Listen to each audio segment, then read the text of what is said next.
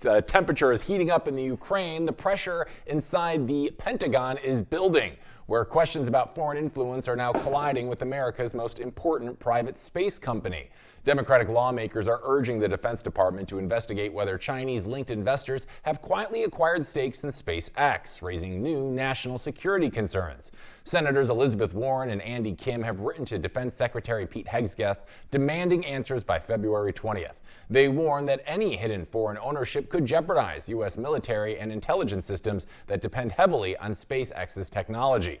The senators cite media reports and court testimony suggesting that investors with ties to China may have used shell companies in the Cayman Islands and British Virgin Islands to disguise purchases of SpaceX shares. They argue that if true, those arrangements could violate U.S. rules on foreign ownership, control, or influence known as FOCI.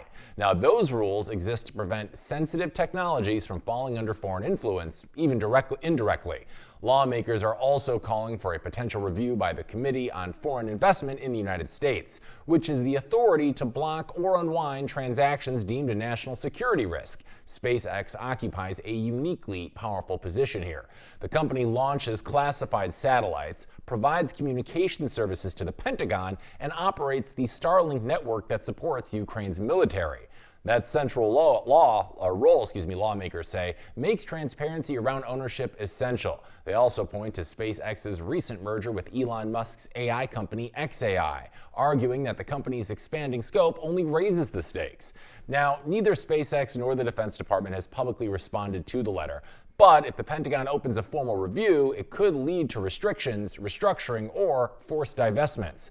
And for those of you at home, this matters because it underscores how deeply U.S. national security now relies on private firms and how scrutiny follows when those companies sit at the crossroads of defense, technology, and global capital. We're bringing Nolan back in. Nolan, when lawmakers talk about foreign influence at a company like SpaceX, what are they actually worried about in practical terms? Is it the access to technology, leverage over decision making? Is it maybe something more subtle than that? What's your beat on this story? Well, in this case, it's interesting because you saw Elon Musk had an interview yesterday where he talked about how most AI data centers are actually going to graduate to being in space. You've heard Google talk about that a lot recently as well. The efficiencies of running AI in space are just so great that it looks like that's where a lot of the infrastructure is going to go. So if you combine the idea that I think SpaceX owns something like 90% of the tonnage in space overall in all of human history now, 90% of what's up there is SpaceX property, more than NASA or China or Japan or anyone else. And when you realize that the actual battlefront, the terrain that matters in this new world is only space. Physical borders aren't really as important as space at this point. If you win space, you probably control the world. And in many ways, AI and the space technology is the inheritor of the nuclear and aerospace mandates that we saw in the 1950s coming out of World War II. We saw that those were fields that had to be won. There was no choice. You had to win it. And when Trump yesterday said that AI, in this same ABC interview, that AI was perhaps bigger than the internet, this is what he's getting at. It is a energy finance model to build energy systems in space. It's infrastructure. And so when you add all of that up, indeed, it is very important that we know who the owners are and we know who has influence. We know where incentives are coming from. Now, I will say that both Elizabeth Warren and Andy Kim are not the most credible people. They come across as hyper partisan. So part of this is probably about churning out talking points that frame SpaceX in a bad way, but there is probably enough there to make sure. I think that's one of those ones you want it airtight. You want to know who owns it. Doesn't mean that foreigners can't own it at all or invest in it. That's not what we mean. We just have to know who they are, because whoever does control this company controls space, therefore is a master of the universe. And you need to know who these people are. It needs to be transparent. Now, these companies going public could be a big because that's what part of this xAI and SpaceX merger is about positioning the whole stack for going public to be perhaps the biggest company in the world. So you do want to know who these people are, I think, both from a private investment point of view and from a national security and sovereignty point of view. You need to know, just like we had a Cold War because we had spies operating around the nuclear program and it created a situation where America lost its monopoly over the nuclear arsenal and Russia was able, or Soviet Union was able to cultivate one. It created how many years of jockeying and Cold War posturing? We don't want to go back to that. So if we can keep it, then we'll do it. One second.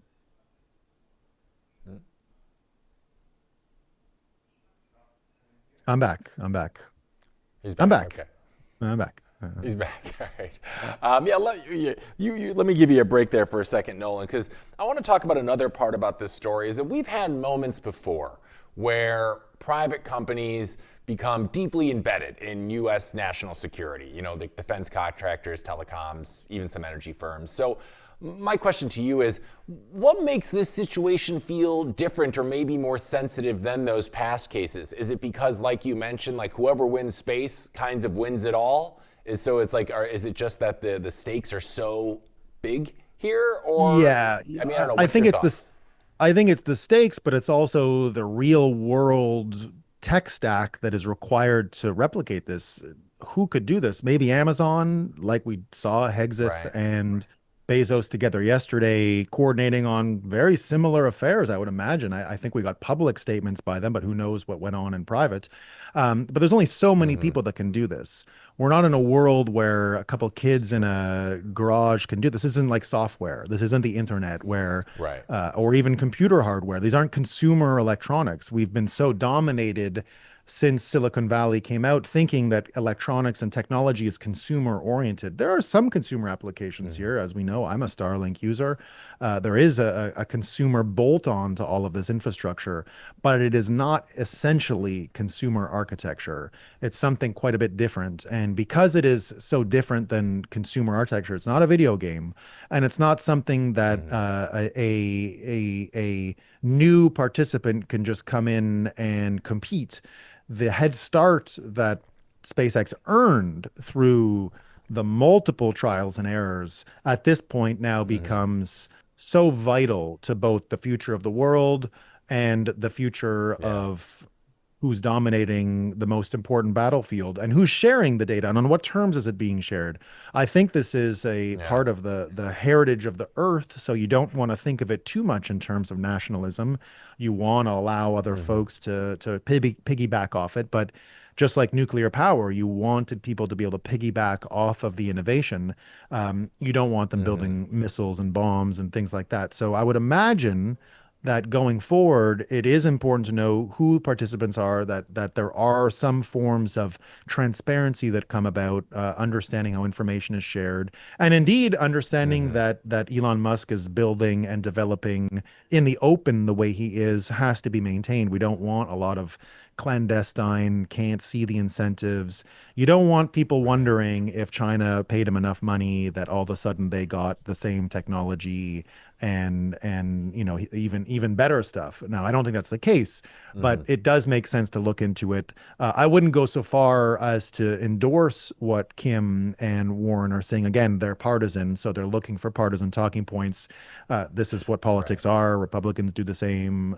You know, that's it's part of the game in Congress. Yeah. However, you know, it's still worthwhile understanding the structure. It was the same with cryptography in the early days. Americans, if they were building cryptographic systems with foreign countries, had to have explicit transparency in order that people can understand who was involved, you know, in the business of telling secrets.